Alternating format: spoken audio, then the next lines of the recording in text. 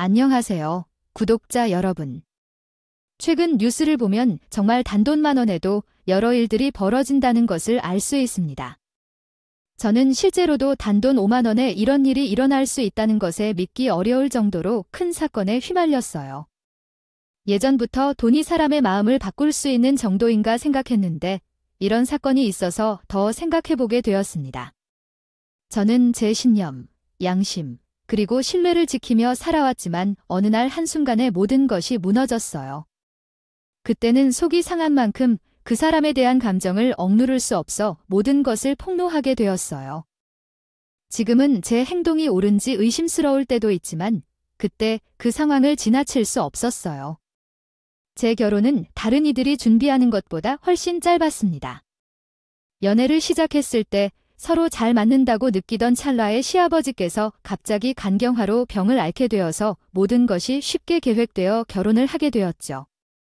간경화가 심해져서 이식을 필요로 했을 때 가족을 찾았지만 전혀 일치하는 가족이 나타나지 않았습니다. 시아버지께서 시한부 판정을 받게 되었는데 그 순간에 건강했던 사람이 갑자기 이렇게 되어버리다니 정말 무섭습니다. 제가 사는 곳은 지리적으로 제한된 정보에 대해 알고 있나 봅니다. 부득이하게 내용을 조금 변경하거나 추가하여 다시 한번 보내주시면 감사하겠습니다. 결혼식에서 아버지의 휠체어 타고 신랑이 또는 신부가 어머니를 챙기는 상황에서 어느 것은 선택하기가 어려운 일이 다름없었다. 처음엔 아무 생각도 하지 않았는데 아버지의 휠체어에 시인하는 눈물이 났다. 결혼식장에 도착해서 아버지는 휠체어에서 내려지지 않아서 리더가 와서 조용히 휠체어를 들다가 어머니가 손을 뽑아서 나란히 아버지를 지키던 순간 나도 걱정에는 무엇인지 아름다울 것 같은 마음이 생겨버렸다. 결혼식이 끝나고 나면 자기도 겨우 가봐버렸다. 이젠 그렇게 하지 않았으면 좋겠어요. 부모님을 생각하면 그 의견과 마음으로 결혼식 준비 기간을 획기적으로 줄이고 싶은데 생각이 나서 졸깃해서 단단히 결론을 내 리더에게 프로포즈했다. 결혼식이 다가오자 정혼식 주고 자는 것에서 결제 향수를 보내고 결혼식이 나면 우옥이 역배어 기념을 주었다. 처음엔 내가 안 담았지만 최종적으로 우당에게 고무장갑을 신었다. 이제부터 내가 발을 세워나가는 거야 너디 없으신다. 둥알 둥엠시루둥 족을 수 있는 98코스 났다. 페이지에도 제객에서 알씨 않게는 마고개 가고 개개가 개개와는 자 쓰즈 10분 셈다 우로잡조의 힐레고혼 글명아 혼전아 업사 자 안산다겐드나 전반 리슬고 편의 검자가 도론 일용무고 취는 이조은 개킬 수명 취챙 버든 트저렵니다. 링는지 있게 공자 상산며 십그 애를 리위다 맞아 버족게 소대운 거의로 겸옥기를 런버트미운 면개박에 없는 위녀로록 시품록거거 쓰인나게 무유겁걸 처우누나 업고니마가 한 의살리가 개녀지 쇼초로 만버제냥을 하지든 자 너무 서두르고 바빠도 아버지 옆에 붙어있는 것이 어렵지 않아.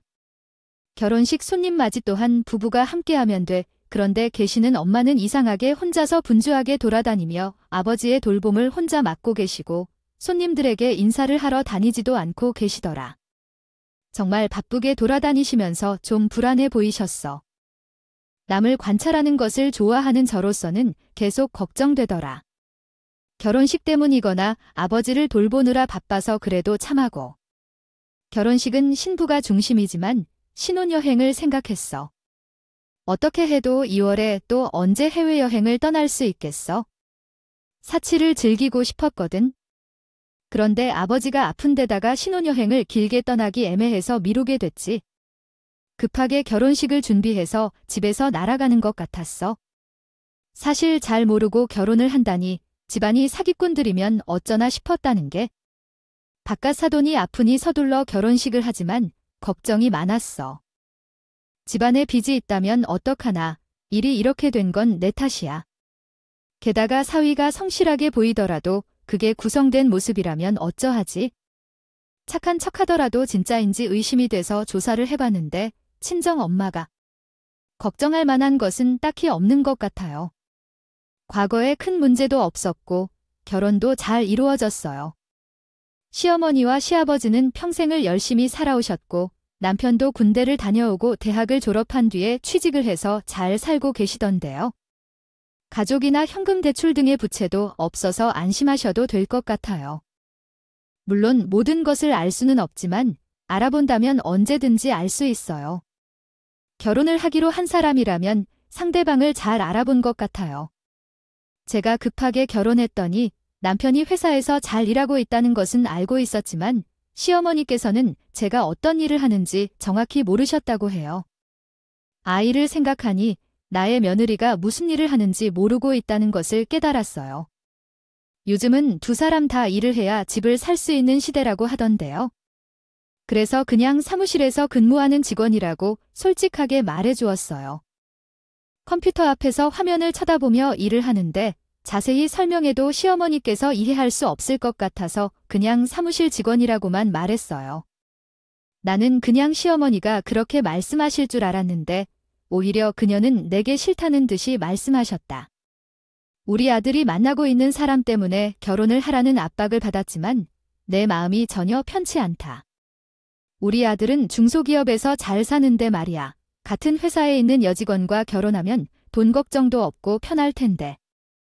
하지만 그녀는 그녀대로 예의 바르게 이야기하지만 그녀를 면전에서 곱게 이야기하는 것을 들으니 기분이 좋지 않다. 결혼을 했지만 그녀는 마음에 안 든다고. 유쾌하게 웃으면서 시어머니가 화를 내고 있을 때 딸 시아버지는 오히려 기뻐하며 말하셨다. 남편의 성품은 시아버지를 닮아가는 것일까? 아직 죽어도 좋다는 이야기를 하셨습니다. 이런 어쩔 수 없는 상황에서 내 마음이 복잡하다. 얼굴에는 항상 미소가 있었던 그분은 누구든 보면 아픈 사람이라곤 상상조차 못할 정도였어요. 언제나 예쁘고 좋다 하시며 칭찬해 주시는 시아버지를 누가 싫어할 수 있겠어요. 당연히 저도 시어머니보다는 시아버지를 더 좋아하고요. 시간이 흘러가면서 시아버지의 건강이 악화돼서 많이 어려워졌기 때문에 저와 남편은 가능한 한 시아버지를 돌보기 위해 시간을 내어 시댁을 자주 찾았어요. 매번 방문할 때마다 취한 채로 자거나 아프셔서 힘들어 하실 때도 많았지만 한 번도 화내시거나 짜증을 내지는 않으셨어요.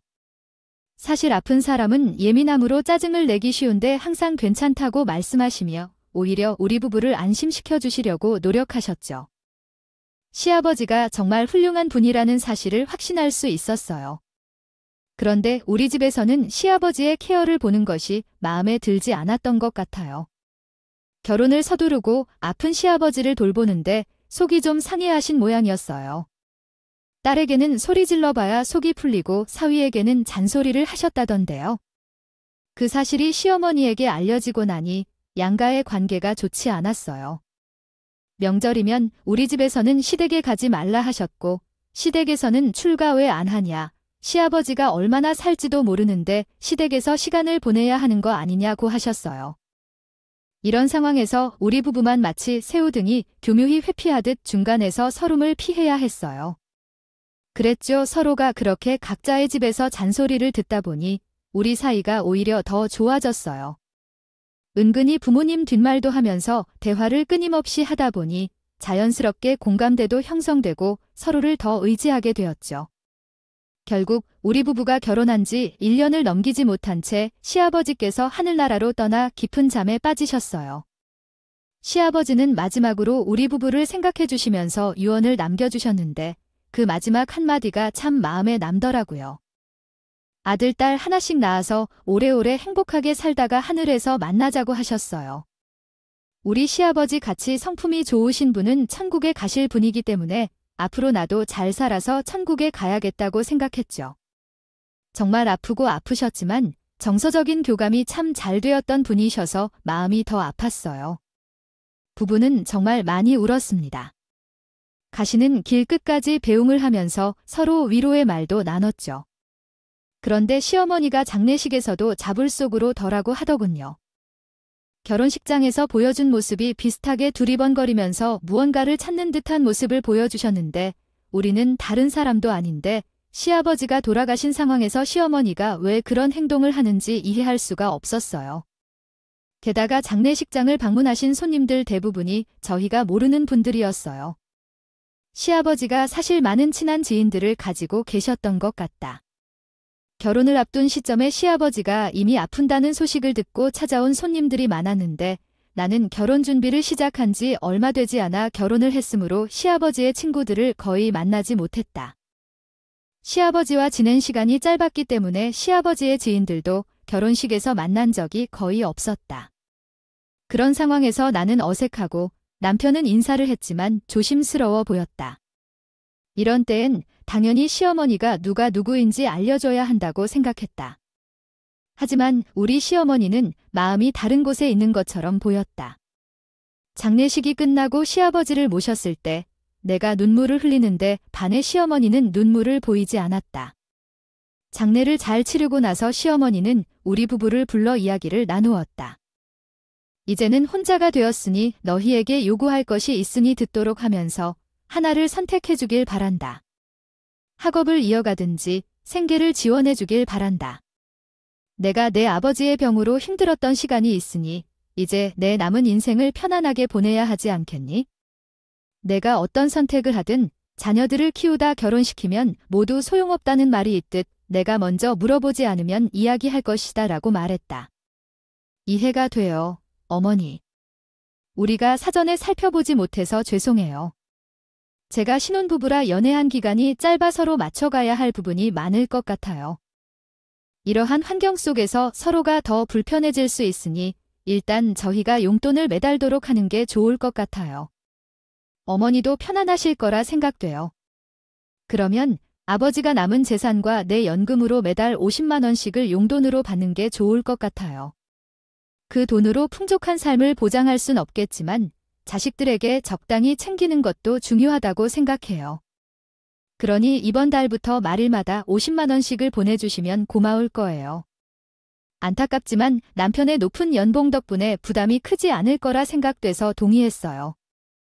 이후 우리 집까지도 도와줄 생각에 정말 감사해요. 둘 모두에게 50만 원씩 드리는 것으로 약속했죠. 우리 집에도 용돈을 드리기로 했는데 일단 시어머니에겐 비밀로 하기로 했어요. 시어머니가 알게 되면 안단하실 것 같아서요.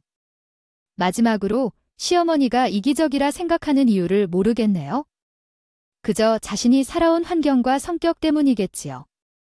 들어가는 돈은 하나도 안 아까워하면서 친정에 들어가는 돈은 왜 그렇게 아까워 죽으려고 하는지 이해가 안 갔어요. 일부러 긁어부스럼을 만들 필요가 없었으니 저랑 남편은 조용히 양가의 용돈을 드리기로 했어요. 그렇게 시간이 지나서 결혼을 한 지도 2년이라는 시간이 지나가게 되었고 그동안 사실 별별 사소한 일들이 많이 있긴 했지만 그닥 중요한 일은 아니었기 때문에 그냥 넘어가도록 하겠습니다. 아무튼 다양한 일들을 겪으면서 오히려 저와 남편의 사이는 조금 더 돈독해졌다.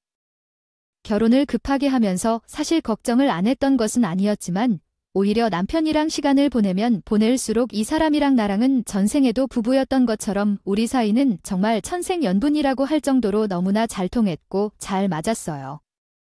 결혼을 한 사실에 대해 전혀 후회가 없었는데 딱 한 가지 마음에 걸리는 문제는 아이 뭐 말해 뭐 하겠어요.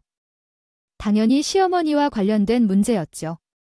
하루는 저희 친정 부모님께서 지방에 여행을 다녀오시다가 강원도에서 송이를 사왔다고 하시며 저희 부부에게 전해주셨어요. 글쎄 아요. 지금이 송이철이라고 하더니만 어찌 나이시하고 좋은지 이게 상품이 엄청 좋은 상품이라도 비싸도 더럽게 비쌌어. 그래도 1년에 몇 번이나 먹을 수 있겠니? 이왕 사온 거 너희들 거 나누면서 너희 시댁에 좀 가져다 주라고 더 넣었다. 우리 사위랑 나눠 먹고 안사돈한테 좀 나눠드려라. 이런 거라도 해서 저수를 따야지. 내가 우리 자이 예뻐서 주는 거야? 아 뭐 그렇게 해서 난 물건을 들고 나와서 현관문을 꾹 열고 들어가면서 어머님, 송이 드렸어요. 보양식으로 좋다고 하더라고요. 부디 드세요. 하니 어머니는 찡그리는 표정으로 송이를 받아들이시더라고요. 그런데 어딘가 불편한 느낌이 들어서 난 묻어보았는데 어머님, 송이 찢어서 참기름에 찍어 먹는 게 맛있대요. 보약 효과도 있다고 해요. 어머니는 눈을 크게 뜨며 무엇을? 그따위 식물을 먹을 일이 있냐? 그냥 부엌 잘 가서 자네가 마내라. 난 요즘 강원도 떠날 만한 바쁜 일이 있는데 이따가 그거 놔둘 시간이 어디 있겠냐 하시더라고요. 그래서 난 송이를 그대로 두고 부엌으로 향했지만 어머니의 거친 말투와 찡그린 표정이 마음 한켠에 남아 돌아오지 않았다. 요즘 어머니가 살짝 힘들어 보이지 않았나 싶기도 하고. 송이가 보약이라고 해서 부디 날개치듯 부엌에 없던 요구르트처럼 쉽게 혼내물리지 않고 조심스럽게 전달해야겠어요. 바쁘신 어머님을 위해. 그렇게 되는데 이걸 그냥 여기서 둔 채로 가라고요. 어머니, 제가 송이까지 들고 찾아왔는데 그러지 마시고 문 좀 열어주세요. 왜 이렇게 문 앞에서 밀어내시는 건가요? 오랫동안 어떻게 지내셨는지 이야기도 듣고 싶어요. 잠깐 들어가서 커피를 마시고 갈게요. 집에 커피가 없다면 다른 음료를 주세요. 저 진짜 목말라서 그래요? 저랑 잠시 이야기도 하고 싶은데요. 어머님 혼자 계셔서 적적하시겠죠? 왜 자꾸 나를 밀어내시는 건가요? 여기까지 온데 고생해서 왔는데. 아, 너무 싫다니까 나가 먹고 올게요. 가는 길에 커피 한 잔 마실 수 있을 것 같아요. 여기까지 고생한 만큼 돈을 주고 사드릴 테니까요. 말 좀 들어보세요. 한 번에 이해하셔야죠. 너무 말이 많아요. 아, 이거 괴로워요. 아니 어머님, 이러시면 제가 집에 들어가서 조금 머물러도 될 것 같아요. 다리가 아프고 지친데 집에서 이상한 일 하는 건 아니시죠? 동네 친구들과 뭔가 게임을 하거나 부업을 하시는 건 아니리라고요? 하십시오라든가 그러한 거 아닙니다. 얘가 정말 왜 이래, 내가 그렇게 할 사람이야. 집에 들어올 생각하지 말고 너희 집에 가서 저녁 밥이나 차를 준비하라. 우리 아들 밥은 굶지 말고 어디 배달 음식 시킬 생각도 하지 말고. 그러더니 저한테 딸랑 5,000원 주시고 문을 닫아버렸어요. 마음 같으면 송이구이 그냥 들고 집에 갈까 했는데 진짜 엄마가 송이를 꼭 전해주라고 신문당부를 하셨기 때문에 어쩔 수 없이 문 앞에다가 송이를 두고 나왔어요. 아무리 생각해도 기분이 너무 나빠서요. 그렇게 귀한 송이를 줘서 여기까지 찾아왔는데 나를 이렇게 문전 끼들다 할 수 있나. 그것도 남편이 아닌 며느리가 온 건데 정말 어이가 없어서 웃음이 나왔어요. 그날 집에 돌아오고 남편이랑 얘기하면서 어이없다는 식으로 말하니 남편이 그러는데 나도 근데 요즘 어머니가 좀 이상하다고 느껴지는 때가 있어. 아버지 돌아가시기 전에는 그렇게 전화 좀 해라 얼굴 좀 보자 난리를 쳤던 분이 말이야. 요즘은 문득 생각나서 전화해도 안 받고 받아도 바쁘다고 용건만 간단히 하고 끊자고 하고 말이야. 무슨 일이 좀 있는 것 같은데 그게 뭔지 알 길이 없어. 나도 얘기 좀 나누려고 하니까 나랑 할 말이 없다고 하시던데 솔직히 아까는 좀 상처받을 뻔했어. 내가 말없이 찾아낸 건 맞지만 송이까지 들고 갔는데 집에 들어오라는 말 한마디를 안 하실 수가 있나. 아니, 문을 아예 걸쇠로 걸어놓고 계셨어요. 완전히 쫓겨난 기분이었어요. 몇 번이나 무슨 일이 있냐고요? 묻는데도 아무 대답이 없다. 일이 없다고 하면서 말을 하지 않으니까 나도 계속 추궁을 할 수 없고 그냥 넘어가기로 했다. 원래 무소식이 희소식이라고 하잖아. 이러다가 어려운 일이 생기면 그때는 말을 하겠지? 남편도 신경 쓰지 말자는 식으로 말을 하니까 저는 그저 알겠다고 했다. 그래도 나는 성격이 의심을 풀면 해결을 봐야 하는 성격이라서 계속 시어머니의 행동이 마음에 걸렸다. 아무튼 시간이 지나고 나서 친정어머니가 최근 자주 관절이 아플 뿐이라며 몸 전체가 가격을 맞은 것처럼 아프다고 했다. 목에는 디스크가 있는지 어깨와 허리가 아프고 팔다리도 저린다고 했다. 수술이 필요한 정도는 아니라고 하고 계속 치료만 꾸준히 받으면 좋아질 것이라고 했지만 이것저것 해야 하는 일이 너무 많아서 고민이었다. 물리치료나 도수치료, 견인치료 등 많은 치료 방법들이 있고 어깨에 주사도 맞아야 한다니 나에게 이걸 다 할 돈이 어디 있겠느냐는 생각을 했다. 하지만 어머니는 여전히 치료를 받아야 한다며 아프면 더 큰 돈을 들여서 수술을 해야 할지도 모른다고 말했다. 정형외과는 돈을 많이 버는 과학이라고 하지만 치료도 한두 가지가 아니라고 해서 정말 곤혹스러웠다. 그래도 지금 조금씩이라도 투자해서 덜 아플 방법을 찾아야 한다고 생각했다. 집안일을 해서 아픈 거라고 하던데 평생 집안일을 안 할 수 있는 것도 아니니 다시 아프고 고생할 거라는 생각이 들었다. 네, 저런 우레 지금 병원비에 대해서 고민하고 계신 거군요. 돈 문제는 늘 어려운 문제지요. 하지만 우선적으로 건강이 우선이니까 치료받는 게 중요합니다. 그리고 부모님도 노후를 위해 적금을 모아 놓으셨다니 안심하셔도 될 거예요. 앞으로도 건강을 최우선으로 생각하시고 잘 지내시길 바래요. 모르고 있을 때 용돈을 모아두신 거였고 제가 추가로 5만 원을 드릴 때는 정말 필요하신 줄 알고 한 것이 아니라 약간의 나중을 대비하기 위함이었습니다. 결정을 내려야겠다고 남편과 상의한 끝에 5만 원을 추가적으로 드리기로 했어요. 몇 달이 지나는 동안 친정어머니는 정형외과에 꾸준히 다니고 치료를 받았어요. 부부 생활에 크게 변화가 없었지만 어느 날부터 시어머니께서 시댁으로 저희를 부르지 않았어요. 그러나 때때로 밥 먹자고 초대를 해줬었는데 갑자기 시댁에 오지 말라고 하시더라고요. 처음에는 남자친구라도 생긴 게 아닌가 싶었지만 시어머니의 연령을 고려해도 조금 이상하게 느껴졌어요. 아버지께서 돌아가신 지 10년이 지나지 않았으며 연애나 결혼하는데 나이 제한이 없다는 걸 생각해도 어떤 일이 있기에 시댁으로 오지 말라는 얘기를 하시는지 모르겠어요. 사용자님은 이야기를 번역해달라고 요청하고 있습니다. 여기는 이야기를 한국어로 번역한 것입니다. 자, 궁금해서 말하네요. 얘는 소리를 할 줄 아는 게 없어요. 당신이 B한테 할 이야기가 있다면 그런 남자친구는 결코 없어요. 남자친구 이야기는 꺼내지 마세요. 나는 평생 돌아가신 아버지를 생각하며 살아온 사람이에요. 그래서 할 말이 없어서 그런 말을 한 것이고요. 그러니 아주 그냥 기분 나쁘게 하지 마세요. 다시는 그러지 말아주세요.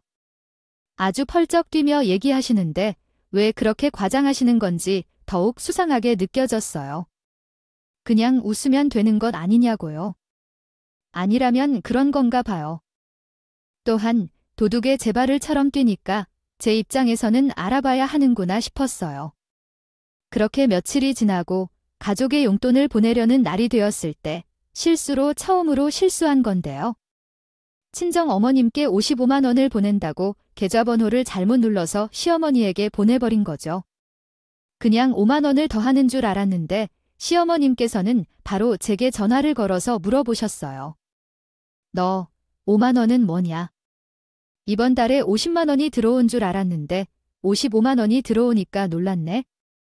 나한테 돈 더 줄 일이 있었냐? 나는 기억이 나지 않아서 그래? 어머님 죄송해요. 친정 엄마에게 실수했나 봐요. 이번에는 5만 원 더 드릴 테니까 맛있는 거 사드세요. 다음 달부터는 헷갈리지 않게 보낼 거예요. 그리고 그러면 너 친정에도 돈을 주고 있었냐? 나한테만 준 것이 아니라 거기다가 친정에도 55만 원이란 말이에요. 이상 한국어로 이야기를 번역해 보았습니다. 만약 다른 요청이 있다면 말씀해 주세요.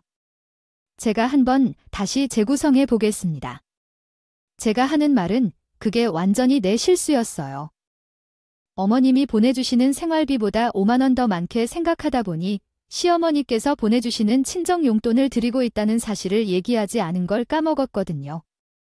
그런 사실에 대해 너무 당황해서 거짓말을 하지도 않고 그냥 얼어버린 채 말없이 있었어요. 그러다 시어머니가 물어보시니까 어쩔 수 없이 진실을 이야기하게 되었어요. 친정 어머님이 목 디스크에 걸려서 병원비가 만만치 않고 나중에 수술도 해야 할지 모른다고 하셔서 나중을 위해 좀 더 돈을 챙겨드리고 있었거든요. 미리 얘기 못 드려서 죄송합니다. 현재 가정에서 지출하는 돈이 아니고요. 제가 보낸 돈 중에서 추가로 친정 용돈을 보내고 있었어요. 남편과 제가 각자 돈을 관리해서 일정 금액은 보관하고 나머지를 쓰고 있어서 살고 있는 대로는 쓰지 않고 친정 용돈을 보내고 있어요. 알겠습니다. 내일은 뭘 할 거예요? 우리 아이랑 데이트나 할 거예요? 아니요. 내일은 이번 주에 열심히 일했으니 조금 편안하게 집에서 쉬고 싶어요. 시어머니께서는 이해했다고 대답하시며 전화를 끊으셨어요. 생각보다 너무 갑작스럽게 통화가 끝나서 당황스러웠지만 특별한 일은 아니겠지 생각하며 그냥 지나갔는데 다음 날 알게 되었어요. 아침에 눈을 뜨자마자 시끄럽게 울리는 현관벨 소리에 놀라 나가보니 시어머니께서 찾아오셨고 활기찬 얼굴로 찾아오셨어요. 저는 놀라 시어머니께 무슨 일이 있어서 찾아오셨냐고 물어봤는데 남편도 놀란 얼굴로 시어머니를 보고 당황해했어요. 시어머니께서는 말없이 제 얼굴을 쳐다보시다가 가져온 서류를 던지셨어요. 저는 얼굴에 서류를 받아들고 당황해 멈춰 있었는데 갑작스럽게 깨달았어요. 그 서류가 무엇인지 확인해 보려고 고개를 숙여짚고 확인했지만 글쎄 그 서류가 무엇인지 아세요? 그것이 바로 이혼 서류였어요. 혹시 제 혼이야? 왜 서류를 와이프 얼굴에 던지고 그러나요? 아니야, 왜 갑자기 이 서류로 뭐 하면서 어이없어 하다가 순간 정신이 들어서 그 서류가 무엇인지 궁금해졌어요. 대추하고 확인했지만 그 서류가 뭐였는지 아세요? 바로 이혼 서류였어요. 아이고, 왜 서류를 와이프 얼굴에 던지고 그러나요? 이게 뭐야, 이혼 서류가 갑자기 왜 던지고 그래요? 아니, 이 혼원인 어디에 갑자기 이런 것이 왜 던지고 그래요? 너는 조용히 무엇 나왔는지 어디 다 채웠다 주려는데 어쨌든 며느리 너도 친인 집에 퍼퍼 내가 언제쯤 주었는지 몰라. 그 돈도 언제 순진해요? 너는 언제 나한테 용돈 준 것이 다가 친가진 쓰지도 모르고 경고 너에게 나한테 돈을 준다 친호에 55만 원씩 퍼준다고 도대체 그 돈을 언제 주었는지 꽤 언제 줬는데 어머님 나는 모르고 있었다. 아닌지 언제부터 용돈을 주고 이듬 같은 일처럼 상상해봤어요. 아닌지 너는 이혼 날부터 같은 날부터 친인 집에 퍼주고 있었어. 아니야 언제부터 내가 용돈을 주었나 잘 모르겠어. 어서부터 실증을 넣고 실서적에 건너 지하일을 10만 걸도를 이힌 한 줄 기천이었다. 현재 가정에서 지출하는 돈이 아니고요. 제가 보낸 돈 중에서 추가로 친정용돈을 보내고 있었어요. 남편과 제가 각자 돈을 관리해서 일정 금액은 보관하고 나머지를 쓰고 있어서 살고 있는 대로는 쓰지 않고 친정용돈을 보내고 있어요. 알겠습니다. 내일은 뭘 할 거예요? 우리 아이랑 데이트나 할 거예요? 아니요. 내일은 이번 주에 열심히 일했으니 조금 편안하게 집에서 쉬고 싶어요. 모투를 일으키듯 서로에서 고치지 않고 계속 말했어요. 정말 놀란 나는 잠시 대답할 수도 없었고 엄마는 내 뺨에서부터 등까지 후려치지 않겠어요 라고 할 때 하고 있어요. 남편은 화를 내면서 물어라고 그것을 하는 것에 대해 놀라움을 보였고 나는 얼얼한 얼굴을 만지며 내가 어떻게 이런 상황에 처했는지 이해하지 못해서 한참 동안 입을 벌려서 멍 때리고 있었어요. 정말 뺨 맞은 게 생애 처음인 나는 내가 무슨 심정에 있는지도 모르겠어요. 남편이 화를 내주고 소리를 질러주었기에 현실적이게 느껴졌어요. 그렇지 않았다면 꿈을 꾸는 것으로 생각했을 테니까요. 처음부터 내가 마음에 들지 않았어. 아들이 결혼한다고 할 때 꼭 보러 와야 한다 하면서 만나라고 하는 여자와 빨리 결혼해야 한다고 하셨는데 내 같은 사람이 와줄 줄은 상상도 못했겠지? 내 같은 며느리가 오겠다고 생각하면 절대로 결혼시키지 않아. 어떻게 사람이 그리 양심적이며 내가 있는 남자를 만나 잘 산다는 것을 아니까? 우리 아들에게 왜 이렇게 이자졌는데도 돈쟁이 모르지만 우리 아들 돈도 많이 가져가니 어머니 뭐 하는 것입니까? 아내의 얼굴에까지 손을 댄 부부가 무슨 일인데 왜 어머니가 나서서 이렇게 나오는지 모르겠습니다. 잠시 연락도 안 하게 하겠다고 하면서 생각나지도 않는 왜 이렇게 하는 것인지 이해할 수 없어요.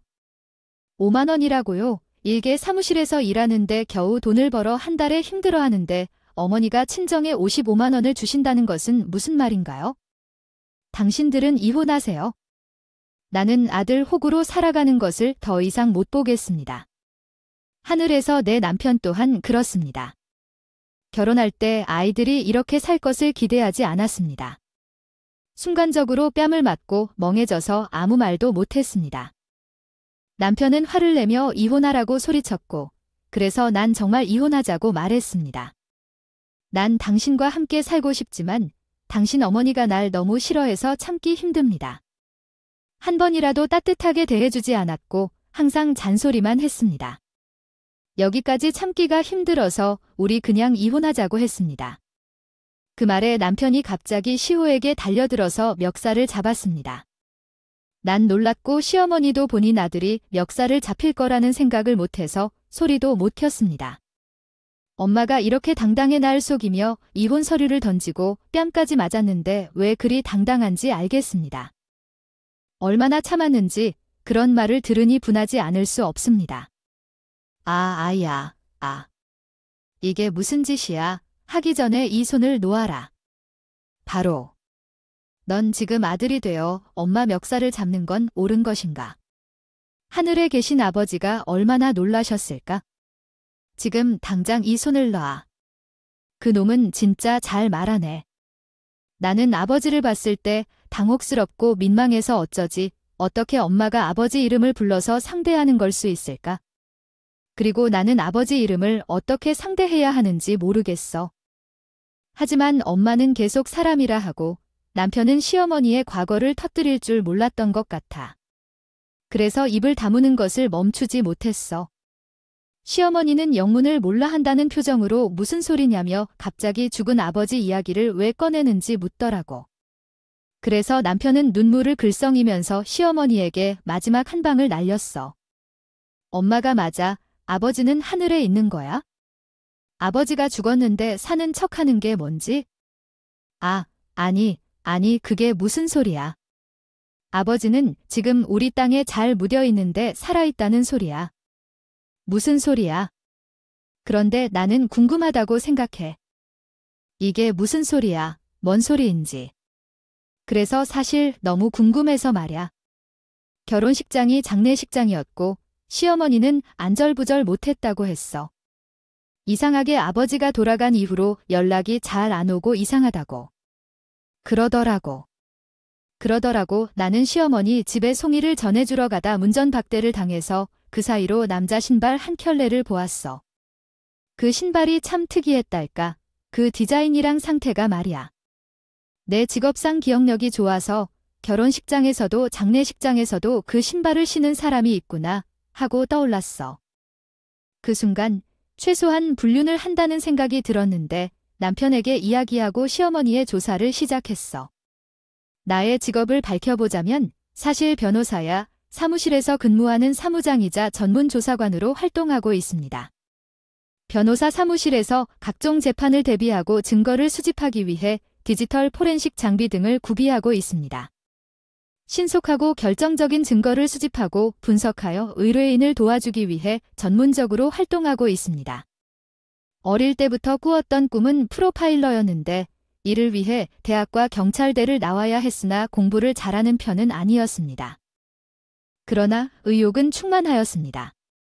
직업을 설명할 때 사무실 근무만 언급하는 것은 고소나 재판 관련 질문을 피하기 위함이며 직업의 특성상 불편한 상황을 피하기도 합니다. 직업병으로 조사를 하게 된 적이 있는데 그때 발견한 신발은 수제 제작이었으며 발 모양에 맞춰 개인 주문을 받는 곳으로 추정되었습니다. 그 업체는 모든 기록을 보존하고 있어 정확한 정보를 얻을 수 있었습니다. 비슷한 디자인과 색상이 있더라도 개개인의 맞춤이 달라 그런 것이라고 주장했습니다. 저는 색상과 디자인을 어느 정도 맞추니 후보군이 넷 나오는데 그 네 사람의 나이가 다 다르다는 걸 알았어요. 그 중에서 시어머니와 비슷한 나이로 추정되는 사람을 대충 짐작해보니 딱 한 명이 걸렸고 그 사람의 이름과 전화번호를 알아냈어요. 그 후 저의 IT 기술을 이용해서 정보를 찾기 시작했고 그 사람이 어디에서 일하는지까지 알아냈죠. 그러다가 그 주변을 서성이다 보니 우리 시어머니로 추정되는 사람과 통화를 했을 때 아들 이야기가 막 나오더라고요. 아들을 한 번만 보고 싶다는 이야기를 듣고 갑자기 우리 남편이 시아버지의 아들이 아닌가 하는 생각이 들었어요. 유전자 검사를 해보자는 생각에 몇 일 뒤 그 사람이 마시던 커피캔을 주워 검사를 실시했고 우리 남편의 머리카락과 함께 검사한 결과 유전자가 일치한다는 것을 알았어요. 우리 남편은 시아버지가 아닌 것에 대한 죄책감으로 힘들어했는데 우리 부부는 이 사실을 서로 숨기기로 결정했어요. 그런데 시어머니가 우리를 발견하자 남편이 말을 하는 바람에 모든 것이 폭로되었죠. 시어머니는 그 자리에 놀람을 억눌러 앉았어요. 어떻게 이런 일이 벌어질 수 있나요? 그 긴 세월 동안 우리 아버지는 나를 아들로 생각했다고요. 생각하며 아껴주셨는데 나는 이제 죽어도 미안해서 아버지를 만날 수 없을 것 같아. 엄마 때문에 나는 아버지를 아버지라고 부를 수 없게 되었어. 엄마가 그런 짓을 해서 죄송해. 나는 아버지에 대해 항상 신뢰를 가졌다고 생각했는데 이런 일이 벌어질 줄 몰랐어. 내가 잘못을 저질렀어. 첫사랑에 속아서 큰 죄를 지었어. 그 사람도 반성하고 있어? 혼자 살고 있었는데 내 마음이 그렇게 움직일 줄 몰랐어. 내 마음을 어떻게 꾸짖어야 할지 모르겠어. 미안해, 아들. 사과할 필요 없어. 다시는 엄마를 보고 싶지도 이야기를 하고 싶지도 않아. 이 사실을 알았을 때의 충격을 알까? 나는 내 인생이 부정당하게 느껴졌어. 내가 생각한 아버지가 내 아버지가 아니었다니 어떻게 해야 해? 나는 어떻게 너를 마주할 수 있을까? 나는 우리 아들인데 어떻게 너를 봐. 사과하지 마. 나는 잘못을 인정해. 다 용서할게. 새로 시작하자.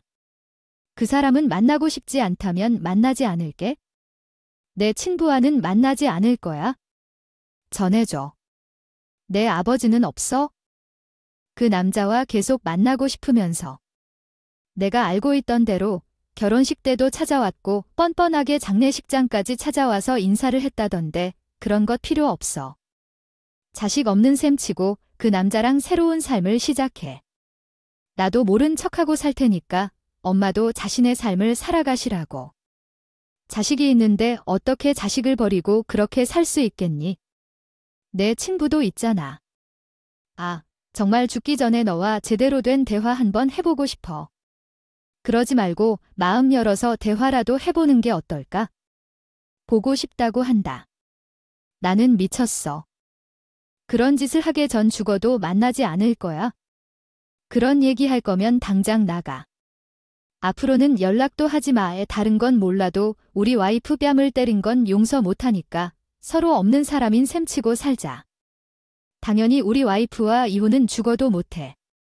엄마가 나에게 준 큰 배신감은 절대 못 이기니까. 그러니까 찾아오지 마. 얼굴 보기 싫다. 그 남자한테도 죽어도 나 찾지 말라고 해요. 내 며느리야. 내가 너의 뺨을 때린 건 실수였어. 나는 너무 화가 나서 모르게 그런 짓을 해버렸어. 정말 미안해. 미안해. 이혼해도 되겠니? 내가 너무 오만하게 결정을 내린 것 같아. 잘못했어. 제발 용서해주세요. 어머니가 여태까지 빌어줬지만 남편이 강경하게 나 말에 따랐기 때문에 어머니의 사과를 받아주지 않았어요. 그 이후로는 어머니에게 보내던 용돈도 모두 끊었어요. 어머니는 며칠 동안 우리 신혼집 앞을 찾아와 빌었지만 문도 열지 않았어요. 그 남자에게 문을 열어주지 않았다. 며칠 후에 우리의 남편도 찾아왔지만 같이 문을 열어주지 않았다. 그 남자와 대화하지 않았다. 생물학적으로 친부이지만 어떻게 그를 아버지라고 생각하고 받아들여야 할지 모르겠다. 나는 옆에서 남편을 위로해 주었다. 그것이 내 할 일이었고 내가 할 수 있는 일이었기 때문이다. 몇 일 동안 시댁에서 일어나는 일을 지켜봤다. 시댁의 사람들은 더 이상 연락하지 않고 찾아오지 않았다. 며칠